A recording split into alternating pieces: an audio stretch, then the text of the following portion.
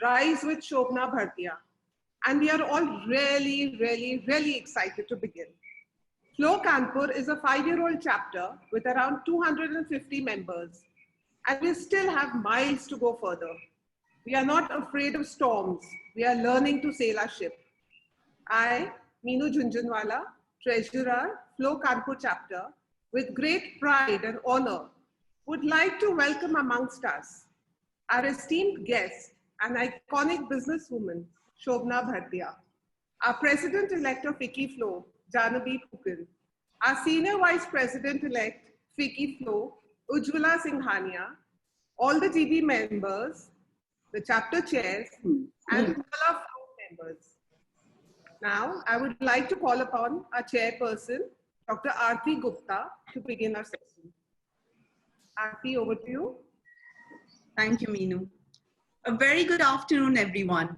Our esteemed guest, Mrs. Shobhana Bhartia, National President-elect, Mrs. Jahnavi Phukan, Senior Vice President-elect, Mrs. Ujjwala Singhania, esteemed GB members, my fellow chapter chairs, and dear Flow members. It is indeed an honor for our chapter to begin our year with one of India's most powerful women and a founding member of FICCI Flow, Mrs. Shobhana Bhartia. Welcome, ma'am. Thank you. It's a pleasure to be here. Thank you, ma'am. Born in the illustrious Birla family, Mrs. Bhartia is the chairman and group editorial director of Hindustan Times Media Ltd. Named amongst the top 100 most powerful women in the world by Forbes magazine, Shobhana ji has transformed HT Media from a print-only traditional media company into a professionally run media conglomerate that spans over English, Hindi, digital, and radio. She has been a recipient of several awards, including the Padma Shri, one of India's highest civilian honor. An ex-parliamentarian, Shobhana ji was the one to introduce the child marriage abolition bill in the parliament. I'm extremely humbled and happy to have her here today to speak to us about her journey from being a daughter in a conservative Marwari family to becoming the first lady of Indian media.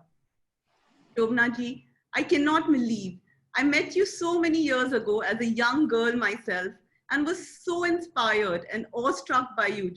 And today, as a FICCI Flow Kanpur chairperson, I have this wonderful privilege and honor of hosting you.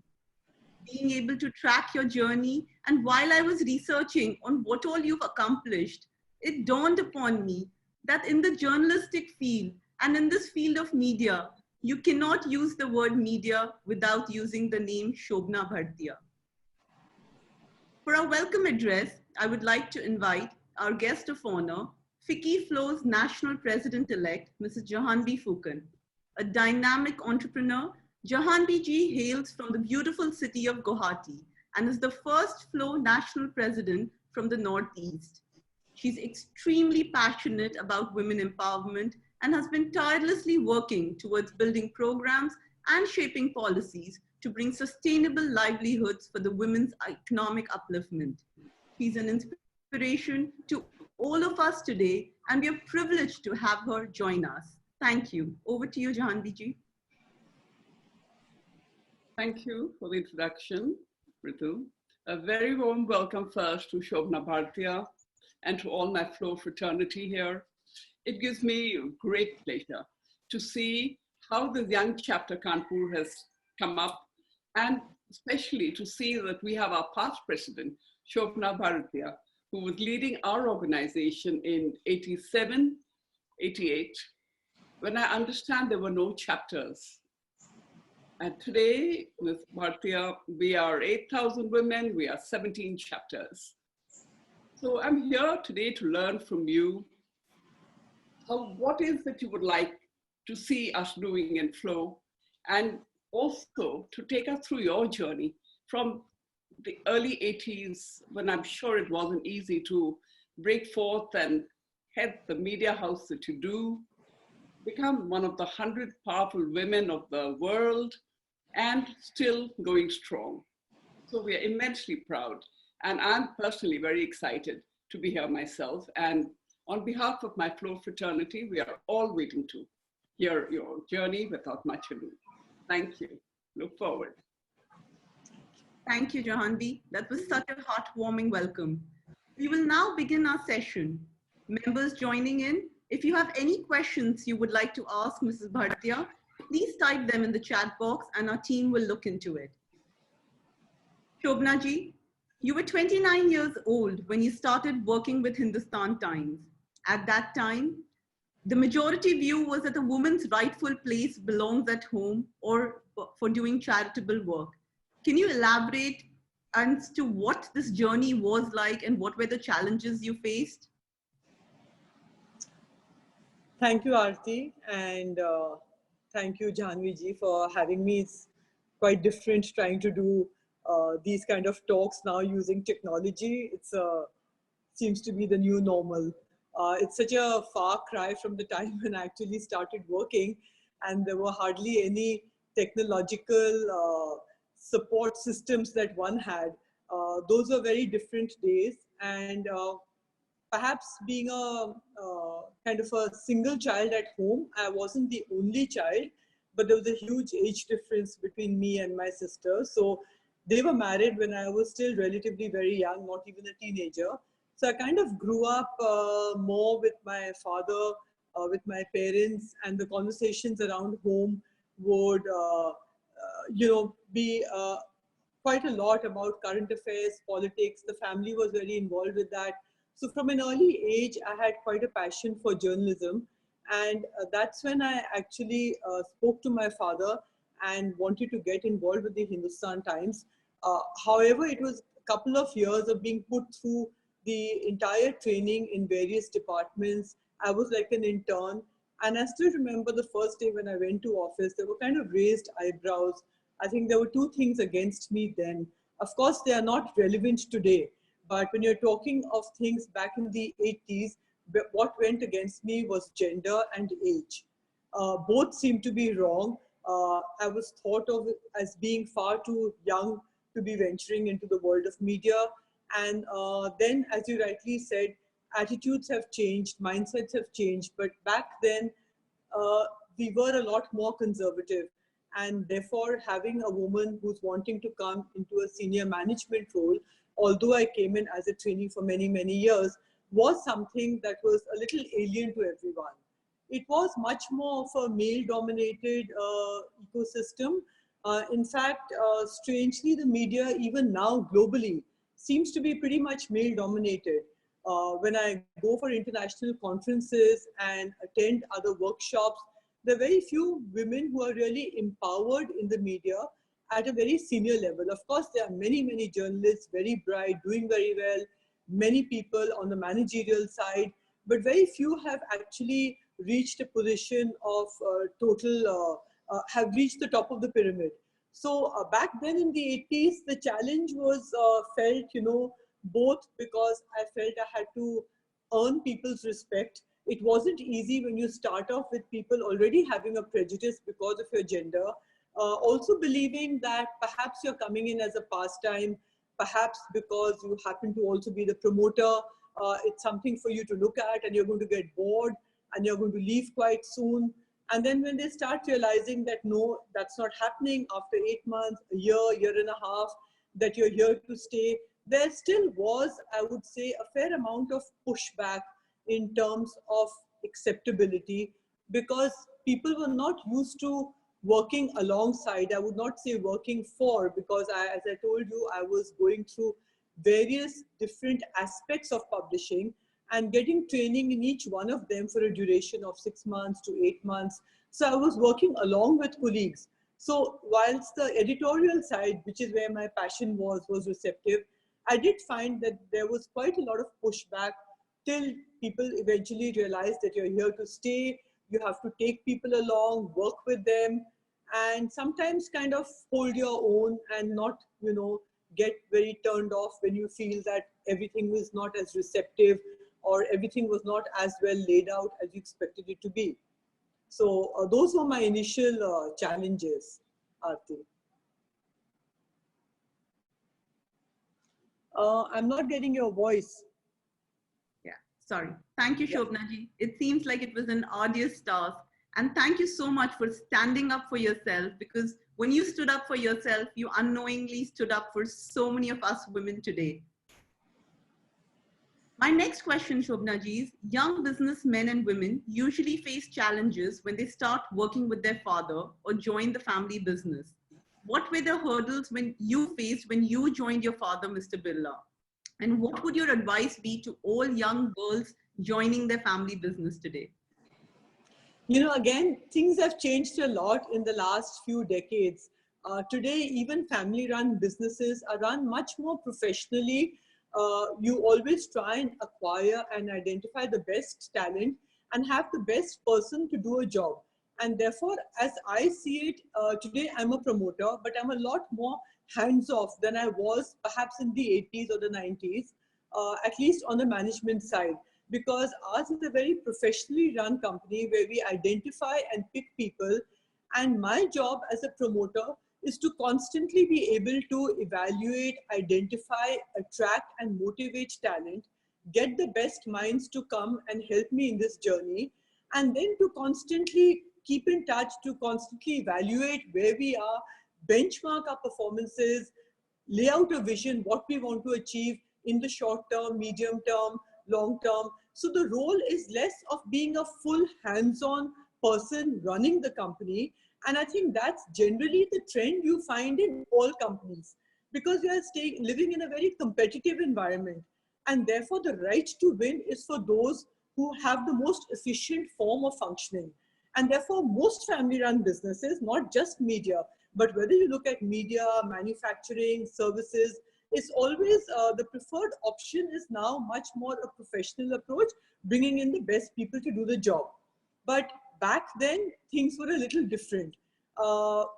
People were trying to, family-run businesses were run by most competent people within a family. So I think things have changed a lot. So my advice now, when you ask me for women, but equally for anyone who's wanting to get into the family business, of course, even now for women, it is a little more challenging, because you still need the acceptance of people around you, acceptance first of your family that needs to stand by you, encourage you, and then acceptance of your colleagues at work to understand that you're there to work alongside them and to help them. So my advice is that pursue your passion. So if you are passionate in a particular industry, if you're passionate about working, there are always trade-offs and there are always sacrifices, and you need to learn how to manage your time. And then to earn the respect of your people, you need to be able to showcase that you're there as a colleague working with them and trying to do what best you can for the organization or the company that you're working with, even if that means, as I told you, acquiring external talent. That's some really interesting piece of advice. Any trick for someone to, to get past that whole generational gap ideas, like the new age has new ideas and the older generation, it's a little tough getting past that. Any particular trick of trade which you can share with us, to get past that? No, I think there's nothing short of persuasion. I think if you have conviction and if you can prove that a newer concept or a newer technology or a newer way of working would be more beneficial, and if you're doing it with enough passion and conviction, I think it's a matter, I think things like this, require a certain softer element which can't always be compiled in terms of, a standard operating procedures. It's more your persuasive skills with your stakeholders. Your stakeholders could be family, it could be the senior management, it could be others who are involved in the work, to try and make them realize that there could be another way of looking at things. There could be an alternative way of approaching an idea, and making them realize the benefits in that. Because nobody would like to do things differently unless you feel there's valid reason for doing so. So I think much comes from your domain knowledge of what you're wanting to do and why you believe it needs to be done differently, not just because you want to do it differently. So why you believe it needs to be done differently and how it will benefit you and all the stakeholders. So I think if you have conviction and domain knowledge in that, I think persuasion is the only vehicle that you have, but sooner or later people can see merit in what you're saying if you are convinced about your own thoughts. Great, thank you. I hope all young girls and boys are listening to this. This is some really solid piece of advice. My next question, Shobhana ji, is you've always said that the newspaper is a mind product and media is like a cause which has the responsibility of molding the opinion of people for the betterment of the society. I understand you're a journalist at heart. So how do you manage the commercial side of the business? We have a kind of a Chinese wall in terms of the distinction between editorial and management. So there are two different hats one wears. I believe that there's a linkage because unless you have a strong proposition to sell, unless you have a strong product, the revenue doesn't follow. So whereas my personal passion has always been journalism, and that's what actually gets me excited, that's what gets me going. I don't try and mix the two roles, and our professionals who are working in terms of media marketing, revenue collection, selling of ads, because the primary source of revenue for a newspaper organization in India is ad revenue. Unfortunately, we don't cover the cost of even producing a paper with the cover price or with the circulation amount that we get. And you would know that, Aarti, because you belong to a publishing family as well. So your entire revenue really needs to come from advertisements. And so the people who are selling ads, who are selling space, who are selling your brand are doing so independent. They're doing it on the basis of what your reach is, whether your reach is through the physical product or online presence or various platforms, and on the pulling power of your brand and on the positioning of your brand. So you don't necessarily really need to combine both the roles. But yes, as a senior most editorial resource for the Hindustan Times, what we do and what I do now much more scientifically than what we used to do in the 80s is try and understand who am I producing this product for. So what is my target audience? You can't be everything to everyone. And so you have different products with different niches that they want to occupy, and all are fine. So you'll have some tabloids in Britain. We don't have the tabloid culture which is so prevalent in India, and rightly they want to be salacious, they want to be gossipy, they don't necessarily want to be accurate, but please understand it's a chosen positioning that they've taken. It's not that they're just very irresponsible, or it's not that they're just very sort of sensational, it's a positioning.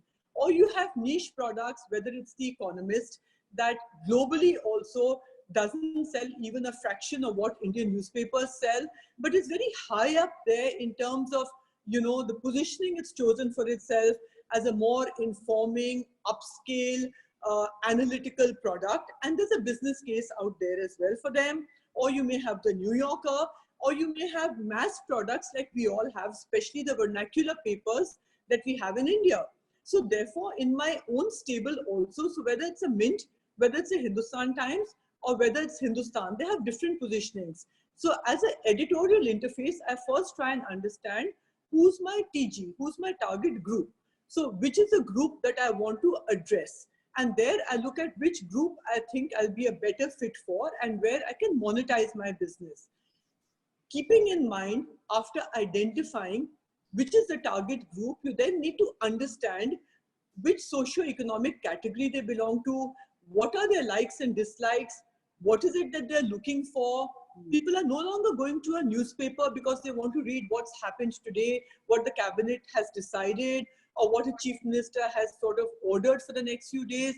They want to know where they can travel, what they can eat, what is healthy, how they should exercise, how are the consumer services around them. So it's just a lot more news you can use, moving also into the softer news space. So therefore, the understanding of your target groups is something that I actively involve myself in on a regular basis by understanding what their likes are, what are the areas that are trending for them, what are the things they're looking for, and then giving that back, putting that back in the domain of the management side, which can then come up with a product profile to cater to my target group, giving them a product that he or she really wants. So I try and be the interface, and so to that extent, the Chinese wall is broken, and to that extent, we work seamlessly, understanding who are we making the product for, who are they, what is their age group, what do they want, and getting the marketing side to actually come up with a product like that. But beyond that, it's not like, you know, the management side actually weighs in, and so there's no conflict of interest. Interesting, you know, and just to, as a follow-up question, what hat do you like to wear more, the editorial or the management hat? Without even thinking, the editorial. That was my passion always. Yeah. My next question to you, Shobhana ji, is that HT is a multidimensional and one of the most prominent media organizations in the world. But with the advent of new forms of media and tweets flying around the world in seconds, how has your company adapted to the changing media consumption of Indians today? So the first thing was to change people's mindsets within the organization and to make them sort of come out of the concept that they were print journalists. So today, basically, content is becoming platform agnostic. Our job is to be content providers. So we need to churn out quality content. That content can be leveraged over multiple platforms. It can be used in print. It can be used on radio. We have radio channels. It can be used on Twitter. It can go on Instagram. It can go on Facebook. So the main thing is that you produce content, your content creators, the content needs to get amplified. So you may amplify your content by first putting out a tweet, by first putting out, you know, breaking news for those who are following the app on mobile phones, or for putting up pictures and small stories on Instagram.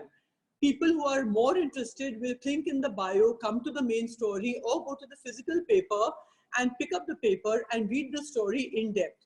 Even there, if there's paucity of space, very often we have a truncated story, and then we have a link that says for more details, go online. So you've actually got to blur the dividing lines between different platforms and rethink of yourself really only as a content provider. Leave it to people how they're going to use your content. So the technology team will decide whether the content is going on Twitter or whether it's going on Facebook, or how you actually amplify the content that you have. So it's a whole change of mindset, which we actually embarked on almost 5 or 8 years ago. And it's pretty much there in the organization now. Thank you. I've read somewhere that you always had a plethora of different newspapers on your desk every morning. Has your medium of media consumption changed in any way? I have to say that I'm still very old world, and I miss not having a paper in my hands, and I still prefer reading a newspaper. But having said that, our need for news consumption is so high that you want to get news on the go. So you can't wait till the next day. So my own consumption habits, of course, have changed in the sense I'm constantly looking at news breaks. I'm constantly scrolling the various platforms to see what has happened. And I like going to Twitter because it gives you a very good sense of what is trending, what are people talking about. So though I don't actively participate on Twitter under a personal account, but I follow Twitter, and it gives you interesting sort of links to things other than politics as well, in terms of economic stories, softer stories, health related issues. So my own consumption has changed hugely in terms of consuming a lot of the social media. But if you ask me, my preferred choice, of course, it goes back to the newspaper. Good. I think that's how it is for most people. Yes. You know? Yeah. So moving on, India has recently ranked very poorly in the Global Press Freedom Index. In fact, it dropped from the 80th rank in 2002 to 142 in the most recent ranking. Do you think these rankings are a fair reflection of the reality in India? I don't really think so. I think they're quite subjective, and basically, it's not a standardized study, so I don't want to go into it too much. It's not like it's being conducted by the UN or any other such global institutional body. It's a kind of a private initiative started, and in the absence of any other benchmark, it is cited. Every time there's a defamation case that is filed, every time, whether it's a state government or a government that files a defamation case, immediately we are thought of like a tin pot banana republic. And it's like, oh, in India, there's no freedom of expression. So Article 19(2) actually granted us freedom of expression, but it doesn't come without any checks and balances. So therefore, our freedom of expression is not an absolute freedom. And such is the case in most countries. And therefore, there are strong defamation laws. There are platforms on which people can get redressal. But the most important thing is that the judiciary is very strongly in favor of a strong and vibrant media. And therefore, people have recourse to whatever platforms, even if it's from a pushback from the government, even if there are cases piled onto media organizations from state governments or local bodies or central governments, you still have recourse to judicial intervention, which has been extremely supportive of having a free and a fair press. So I wouldn't say that, India's ranking is falling or that we don't have press freedom, because if you look around you, you have enough media organizations, bodies, blogs, which actually cover a very varied kind of positioning. There are some which are just inherently very anti-establishment, irrespective of whether the establishment is a current political party or the former party that ruled for 2 terms. The positioning is just to be anti-establishment, to be activist, to be sort of very investigative, and to constantly find what's not done. So these are all positionings, but I wouldn't say that they don't survive. You have, a whole mix and milieu of media, and I think I really wouldn't go on the basis of this rating. Having said that, yes, you have different kinds of state governments also, some a lot more tolerant.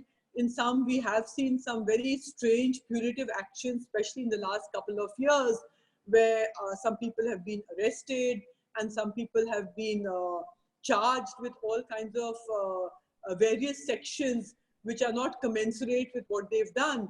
But eventually, there is a court of law. People have taken recourse to that, and it has actually worked in a very transparent manner. So I think we have the requisite checks and balances in the country. And with that, I wouldn't say that we are really any worse off or that India's ranking is actually slipping. Thank you. That's so reassuring to hear from a large media house like you. Shobhana ji, I cannot help but ask you to reflect on the current unprecedented times. Every business today, however big and small, has been affected by the COVID-19 virus. And we've all had to go back to the drawing board and rethink the way forward. How are you currently navigating your company during these times? And what is your advice to all entrepreneurs and leaders? Well, it is an extremely, extremely difficult time. And honestly, I think none of us really thought that we would be in such a situation. We've gone through the slowdown, we've gone through the whole global meltdown of 2008. And yet things were so much better than what they are now. And the scary bit is that we don't know when we are going to come out of it. We don't know when we are going to go back to being normal. And therefore, we have to believe, is this the new normal? And if it is, how long will it last? So the markets are flat. There's no economic activity. we started opening up. I'm expecting that we open up more perhaps on Monday when the new guidelines are announced today. So as we pick up economic activity, we'll have to see how much of it actually takes off at the ground level.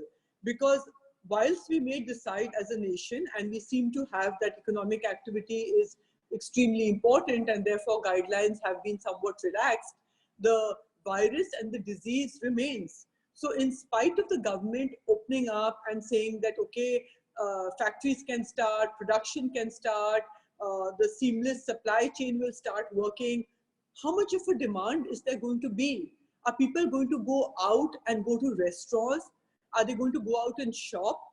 Are they going to want to travel? What will happen to the travel industry? Are people going to stay in hotels? Are they going to take airlines? Are airlines ever going to recover? So, all these questions remain at large. So the only thing companies can do, and what we are doing today, is really conserve cash. Conserve cash as never before, and therefore knock off all non-essential expenditure in companies. Try and streamline operations. And what COVID has done, it's made us so dependent on technology that you actually now realize that perhaps you can work in a more efficient way. So once COVID is over, I don't know whether we'll have the same sort of traveling in our company like we have now. I don't know whether I'll want to fly an executive to another city for a 3-hour meeting when he can do it like we are doing this meeting just now. I don't know whether I'd want people to make trips unnecessarily. So technology has actually forced us to change the way in which we are working. Do we need everyone at work, or can we have flexi work hours with a certain percentage of your employees working from home? And if they do work from home, then your overall cost of hiring so many offices or having large offices may shrink. You may not need as many office space. You may not need as many desks and chairs. So how we'll come out of it, we're still in a churn. Nobody really has the answer, because none of us know when we'll come out of it and what is going to be the state of the economy when we come out of it. But in the short term, it's really conserve cash, knock out whatever you feel is non-essential. We have reduced our pagination. We are now giving the readers almost the same amount of content and news. But because there are no ads, it's become a much, much thinner, smaller paper. We've reduced many other non-essential expenditures. So the only thing now is to really streamline and make your operations extremely efficient, because we don't know whether we are in this only for a few months or whether we are going to be in this for longer, for more than a year. God alone knows. None of us really have the answer to that. That's true, but that's some really good advice about conserving as much cash as possible. My next question is, what are your thoughts on the recent economic package which was announced by the government, if for whatever details are available today? It's a little, part of the details are only available. I think it's a lot of policy changes. There are a lot of structural changes. I'm not quite sure at this stage how soon they'll kick in, whether they're going to kick in more in the medium and long term, and whether they are going to be impactful enough to help us in the short term. I was hoping for more of a fiscal stimulus. What we have is a mix of credit stimulus, and part of it is fiscal. So a lot of it is to do with credit actually, and therefore it's not money in people's hands. So far we've seen 3 or 4 different stakeholders who the government has addressed, whether it's MSME, whether it was farmers, whether it's migrant laborers, whether it's small traders. So it's not a lot of immediate money in their hands. One will have to see what the next 2 announcements are going to be like before I really want to offer too many comments, because many countries have actually used a combination of both. Therefore, they've given fiscal stimulus by actually putting more money in the hands of people, money to be able to pay salaries, money so that you don't retrench people, money so that short businesses have to pay leases for their premises, can pay those, and credit stimulus where you're given a longer credit, where a collateral may not be asked. So many countries have actually combined both. The package we've seen so far really gives you much more credit stimulus than fiscal stimulus, but let's see, we have another 2. So I think it's always good to hope that you see much more happening. Yes, we can always remain positive for some Yes. good news. Yes. Moving on to another topic, Shobhana ji, as a founding member of FICCI Flow and also a national past president, what are your thoughts on the role FICCI Flow is playing today as a chamber of commerce, and how do you see this largest women entrepreneur organization in Asia evolving further? To be very candid, I've not really been in touch, so I have not I've not really been very briefed about all the activities, but the moment you said that the Kanpur chapter has, correct me if I'm wrong, 200 or 250, did you say, members? Members, yes. Well, it was a struggle even to get 100 members for Flow nationally when we set it up. So this makes me feel we've come such a long way, and Flow has obviously done a great job in terms of activating people, activating women to at least initially take enough interest to want to associate with such an organization where it serves as a bridge between what their needs are, what their requirements are, and also helps them in terms of networking with other entrepreneurs like them, so that you have shared common problems, shared common solutions.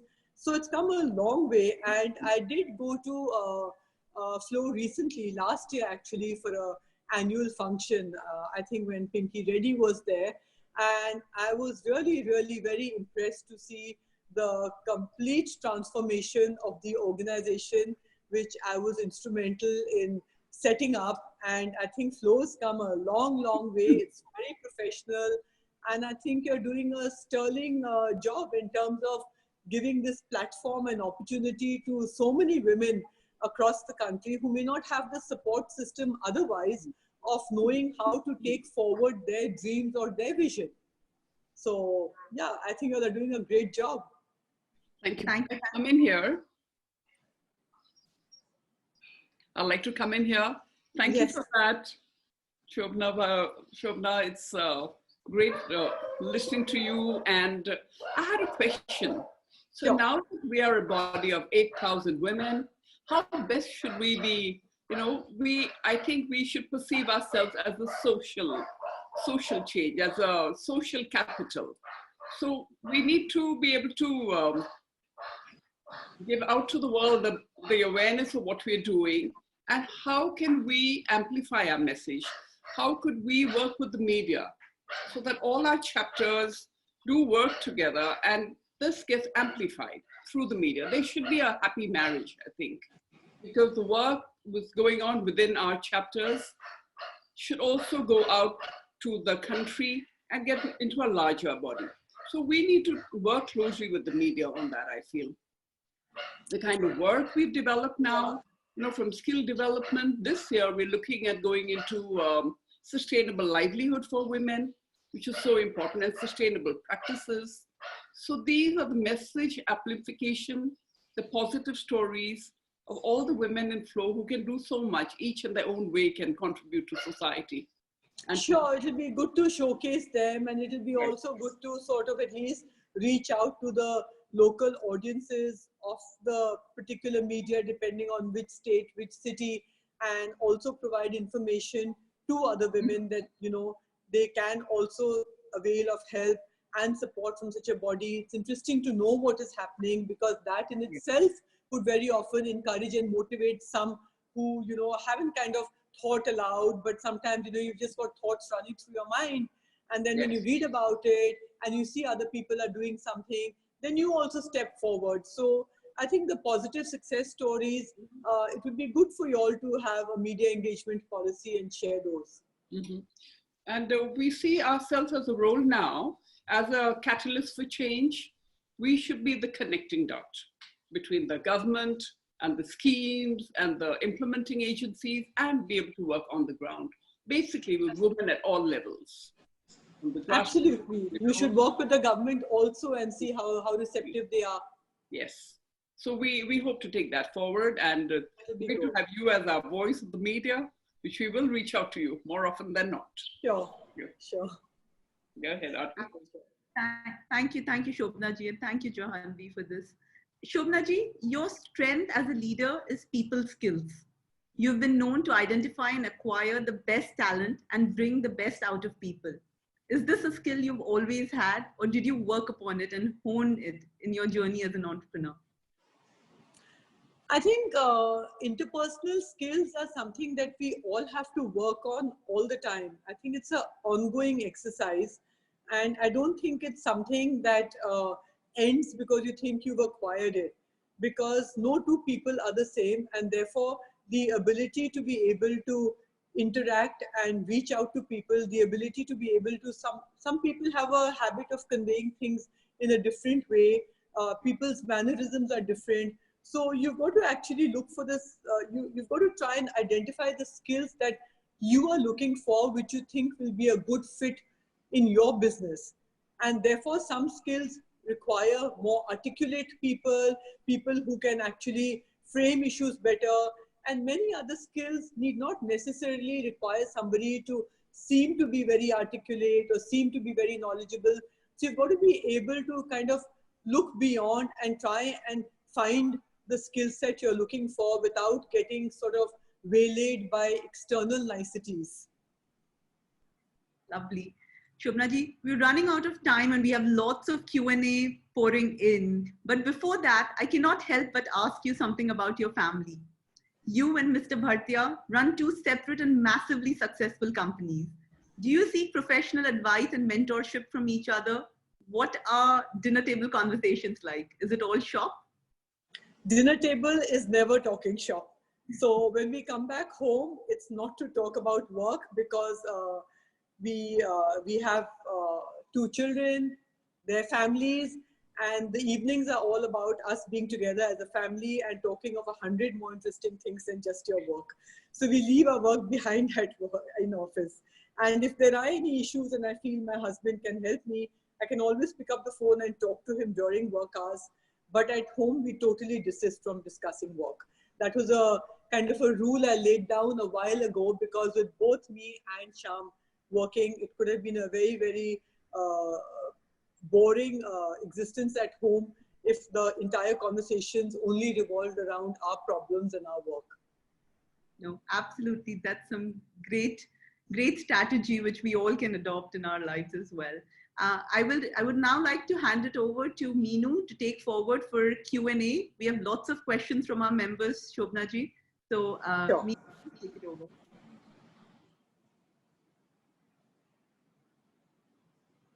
Thank you, Shobhana ji. Your insights have been so enriching and so enlightening. We were just stuck onto it. Let's take up the first question we have from Usha Rani Mane. If you could just put it up to her, the tech team. Yeah, good afternoon. I'm Usha Rani Mane, Chairperson Hyderabad chapter. Hi Shobhana. Hi. You are a role model to so many women today. Who is that one woman you consider as your role model or mentor? You know, I've been asked this question quite often, and to be very candid with you, I don't want to just take a name, because I haven't really kind of got a role model as a woman role model. I think it's just taking the best qualities out of different people who had the courage to do the things they wanted to. So I don't have a role model, but I got a lot of help from Catherine Graham, who was the chairperson of the Washington Post, and was pushed into that situation and was self-taught on the job. And when I started working, I wanted to, I needed to educate myself, because journalism wasn't even something that was taught in India, and nor was newspaper management. So I thought that I should try and learn from perhaps the best in the world. And I reached out to her, and that was the beginning of a long-standing relationship and friendship. And I went over, spent time in Washington, I spent time at the Post. And I would say in many ways, I greatly admired her, because she came from a background where she wasn't looking at working, she wasn't a professional, she was pushed into it because of the death of her husband. And the way she rose to the occasion, and eventually Watergate was a decision that she took, which actually removed the American president in office. So how she coped with the stress of our kind of job, how she coped with stepping into a man's world. So there was a lot that I learned from her and admired. But again, as I mentioned, so there are, different areas of strength that you derive from different people. But I would find it difficult to just talk of any one person as a role model. Thank you so much. The next question comes from Dharitri Patnaik. Over to you. It was really inspiring to hear you speak. And my question is, like you did mention that the consumption is completely different now for news, for media. And we've got so many different ways and medium of getting information. But would you still advise young women or women to start their own media houses now? What's your advice?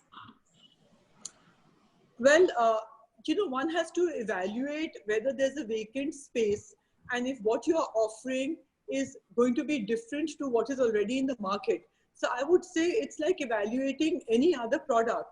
So if you want to start a media house, you've got to see what is the profile that you want, what is the space that you want to occupy, will you be another Me Too, or why do you have the right to win? Why do you feel that you'll be able to give better quality journalism, or you're looking at a different profile? So many people start all kinds of niche products like a agricultural blog or something that just deals with, cars and automobiles, and a magazine that deals with just vehicles and automobiles. So it really depends what you're looking for and if there's space in the market for it. Thank you. Thank you. We have Chandini Kanodia with a question. Chandini, over to you. Tech team, could you just unmute Chandini? Thank you. Hi, Shobhana ji. I have a very simple question to you that HT is a pioneer in news reporting and handling employees and departments which is spread nationwide. How do you manage it being the chief executive? And, understanding that news when reported in the particular timeline, it gains the maximum attention. So how do you manage the employees which are spread nationwide? What are your views on micromanagement and macromanagement? I think micromanagement and macromanagement are both required. Micromanagement is required in a particular task that you assign to yourself and where you are the key person responsible for that. But as I mentioned earlier, that more and more, and including in my organization, there's a lot of devolution of power and it's very decentralized. And therefore, we have a team of professionals who in turn then empower people beneath them. And so when you talk of having journalists and people all across, for instance, in Hindi, say for Hindustan and Bihar, we have a different edition almost every 100 kilometers. But there are different heads over there who would then report to a regional head, who would then report to a head for East, who would then report into somebody in Delhi. So it's through an org system. You have an organizational chart where you have different people who are accountable for different sets of people. So it really has to be done professionally like that. It's not like I would jump in and start trying to, micromanage people sitting somewhere. What I would micromanage is the task I set for myself. Okay, thank you so much, Shobhana ji. We have the next question from Chandrika Junjunwala. Chandrika? Hi. Hi, good afternoon. Good afternoon. So my question is about women in business. So as soon as COVID happened, women, their natural instincts kicked in and they jumped into the roles of being nurturers. And do you think post-COVID, do you think it'll be easy for women to transition back from, their role of being nurturers to, their professional lives? and like how easy will it be for them to transition back, and how can they, any tips for you to like tell them to like how to strike a balance between Well, these two roles? at the moment, everyone's home, men, women alike.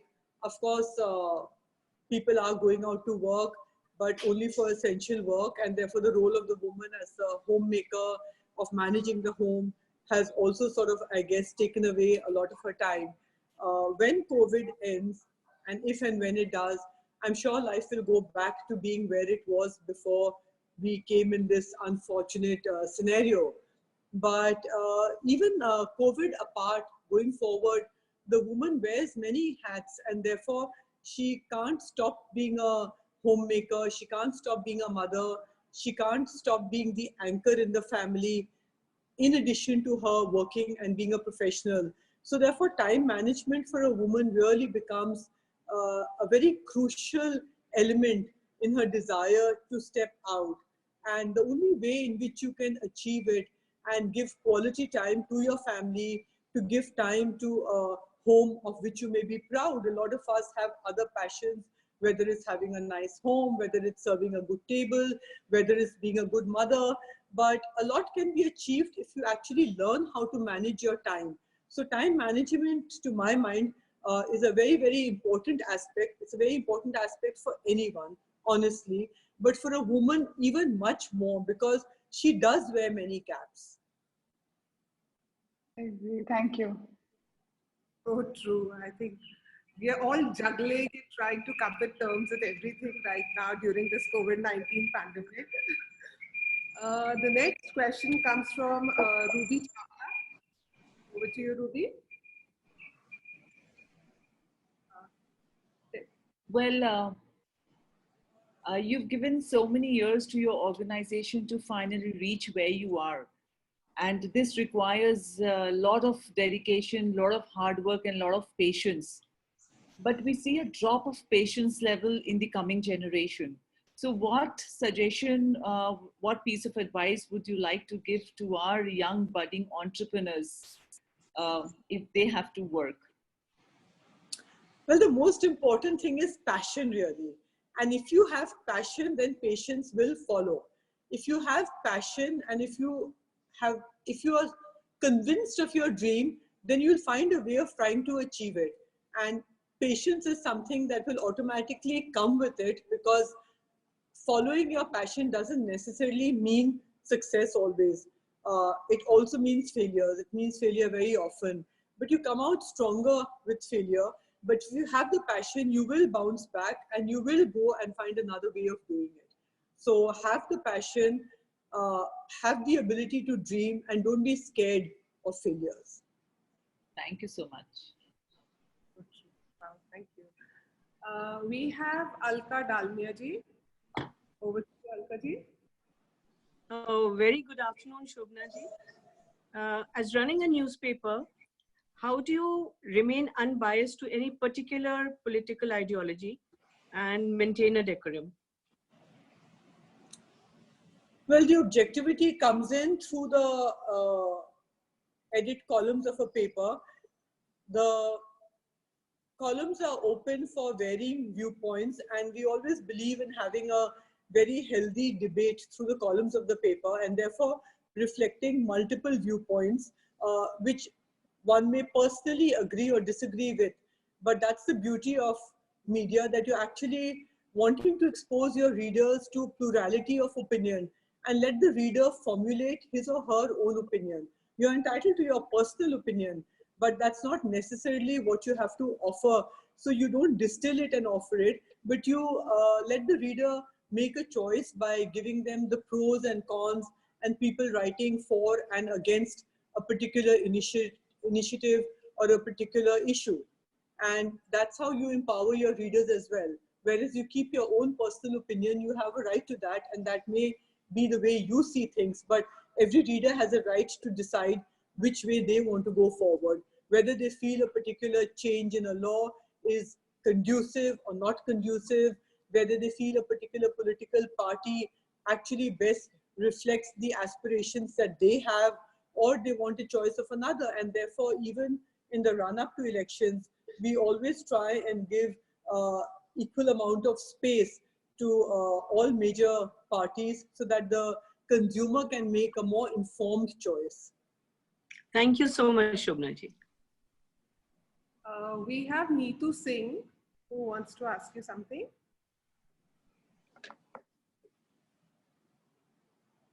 First of all, hello Shobhana ji. Hello. Hello. First of all, I'd like to applaud you for being a symbol of dignity and competence on behalf of all the females here.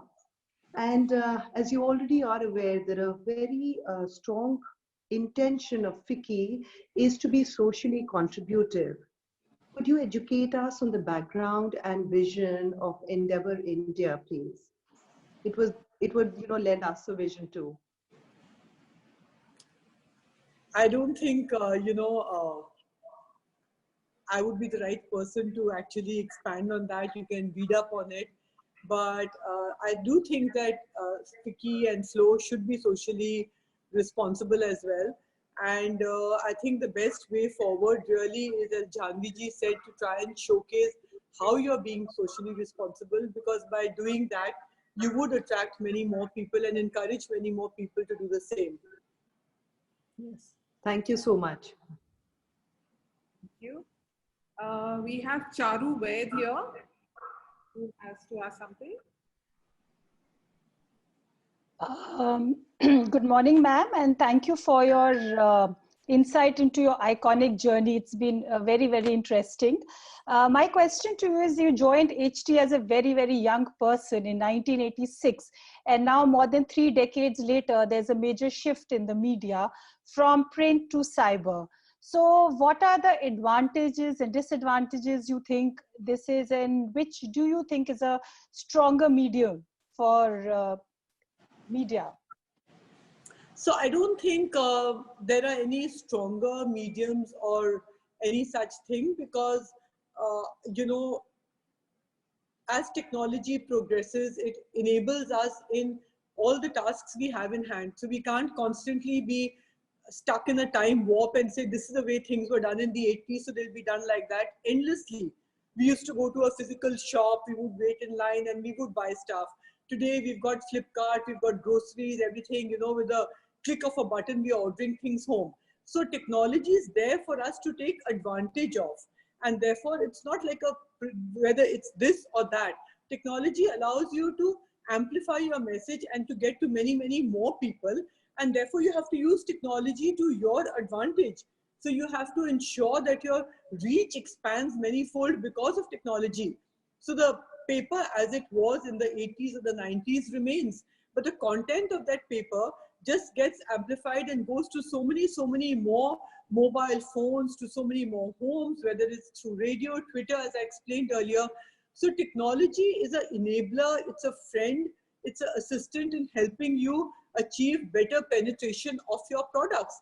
In this case, the product is media. Tomorrow, the product could be providing services, or it could be a wholesale market. It could be selling garments. It could be in any other field that you are. It's actually an enabler to help you get a better penetration and to reach out to more people. Okay, yeah, that's very true. Thank you.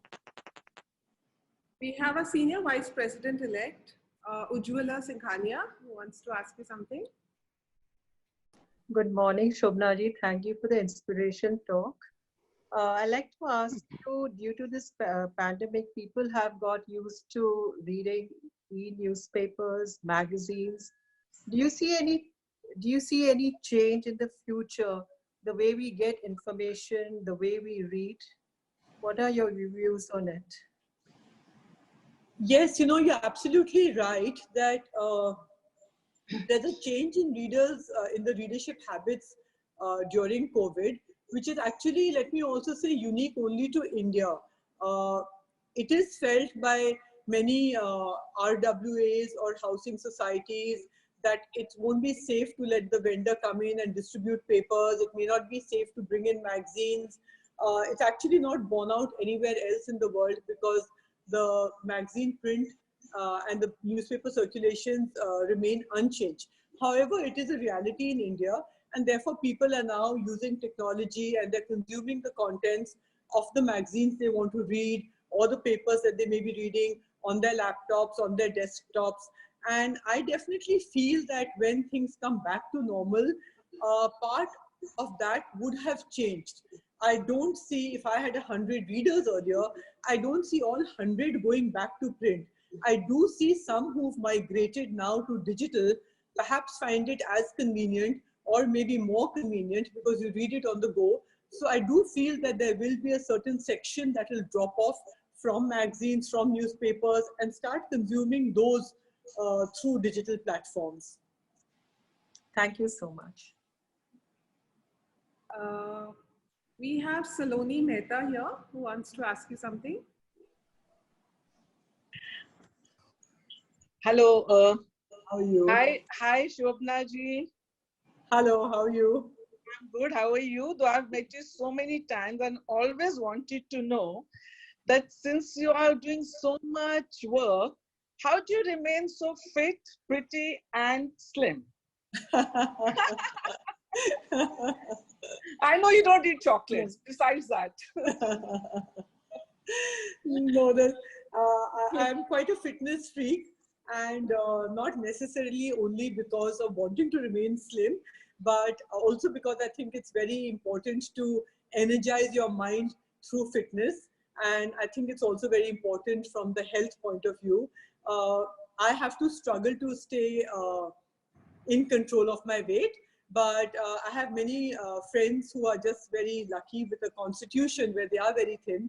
And I keep trying to tell them it's very deceptive because your structure doesn't really indicate anything about your about the health, and therefore fitness should be seen much more as a health tool as opposed to only a tool to look how you look.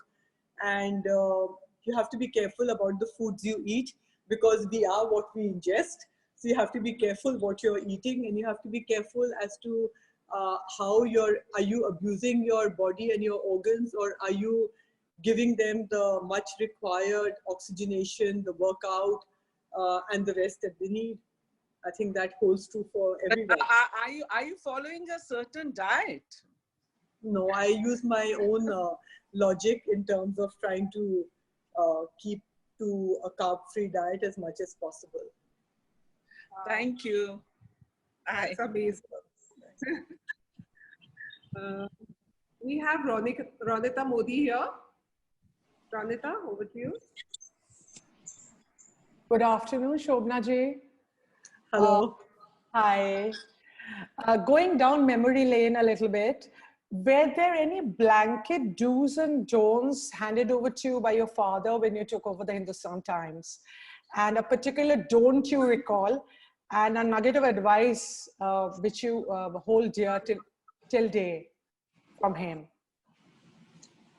Well, the one thing which I think I've learned from my father, and it was a big, big don't, was you can't be late. I mean, punctuality was absolutely essential. And very often he would give us time also to come and discuss work. And very often the time would be, which I thought ridiculous then, but now with time, maybe I've become a little eccentric as well. It would be sometimes like 17 past 1, or it would go into not minutes of 5, but minutes of 2 and 3. And I would think, what on earth does he mean by it? But today I really am thankful for him having inculcated a very strong sense of punctuality with me and with my siblings, because I think that's what's allowing me to do my work, to carry on with any other interest, passion, or find the time to be with people I want to be with. You know, most of us want to do many things. You don't want to be sucked into a black hole where all you have is your work, and you're constantly telling everyone, I didn't have the time, I didn't have the time, I couldn't return your call, I didn't have the time. I believe if you need to find the time, you can find it. If the desire is strong enough, you will find the time for whatever you want to do. But for that, time management is very, very important. And if you don't have time management, then in spite of having, you know, all good intentions of wanting to do things, keeping in touch with people, wanting to be a good mother, wanting to be a good sibling, you can't do it because you're so messed up, because you don't know yourself how you're running late. Before you know it, the day is over. So that's one very important habit that was drilled into all of us by my father. We kind of resisted growing up thinking that this Hitler-like behavior where we were punished for being late was, quite absurd. But Yeah. I am very thankful for that today, and it has helped me hugely. Oh, thank you so much. That is so true. And this is something I think we just need to teach our children. It just helps. It pays off later. Such an important thing. I think there's so many questions coming up, but due to paucity of time, I think we can just take a last question from Nalini Sanwal, please. Nalini? You can hear me? Yeah. My regards to Shobhana ji. My regards to Shobhana ji. I too belong to Kolkata, and I will take you back there. There was a prestigious store by your name, Shobhana Jewelers, in Kolkata. Is that passion still alive, or what keeps you going on the lighter side? That had nothing to do with me, but it was my father's, and it shut down some years ago, sadly. Yeah, So I know that. I'm aware. I had nothing to do with it. Okay. Yeah. So what is that passion that keeps you alive other than being a passionate media baron? Well, I'm a very voracious reader. I enjoy workouts a lot. I enjoy fitness regimen.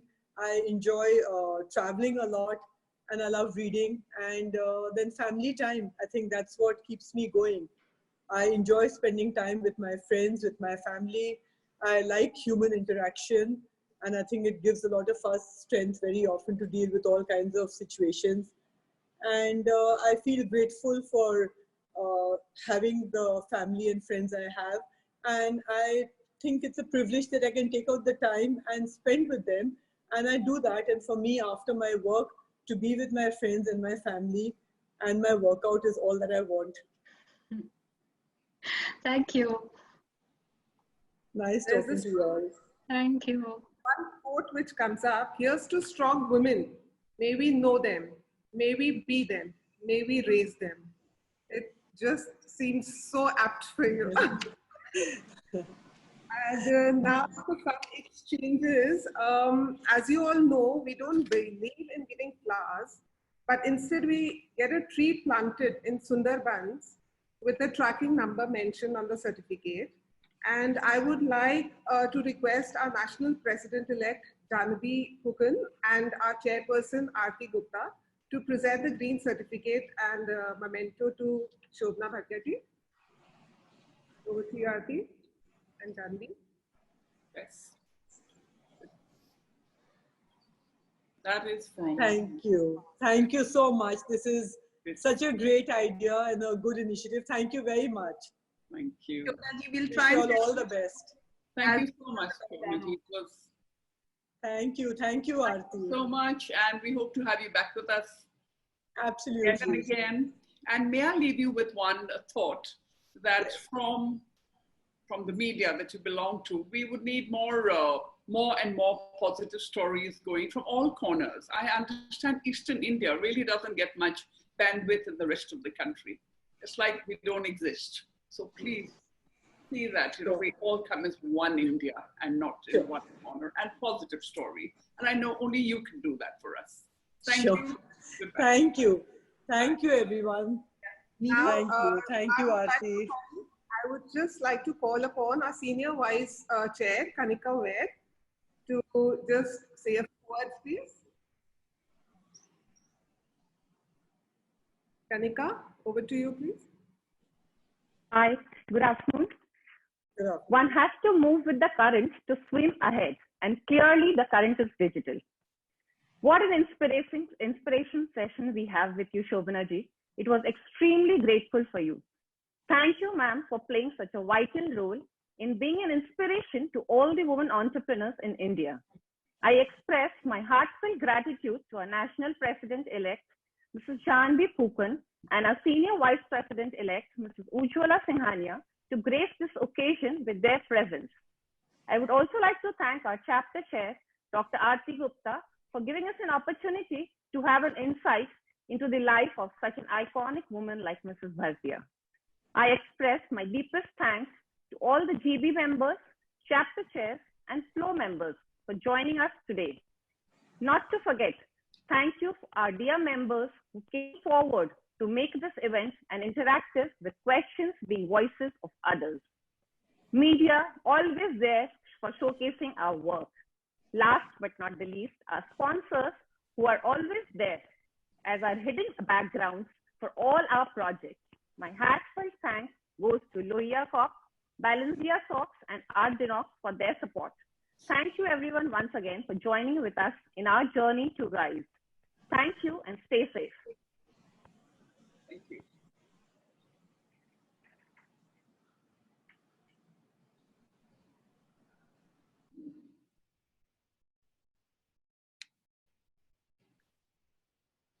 Thank you, Shobhana ji, for such a wonderful session. And thank you everyone for joining. Thank you, girls. Great job. Thank you. Very Thank helpful. you for joining. To all of you. Bye-bye. Bye-bye.